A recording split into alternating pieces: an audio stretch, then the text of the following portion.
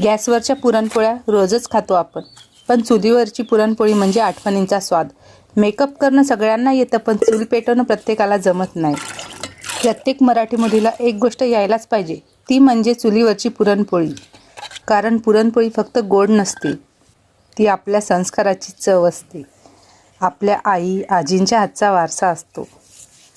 हा गूळ, ही डाळ आणि हे कष्ट, यात फक्त रेसिपी नसते, यात प्रेम मिसळलेलं असतं.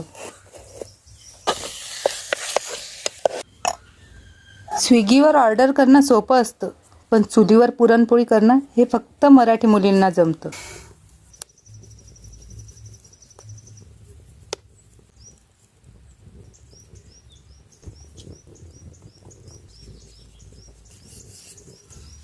ही बघा चुलीवर फुगलेली पुरणपोळी. जसं मराठी मुलींचं स्वप्न, साधं पण दमदार.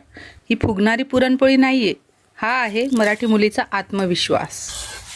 आवडल्यास चॅनलला सबस्क्राईब करा.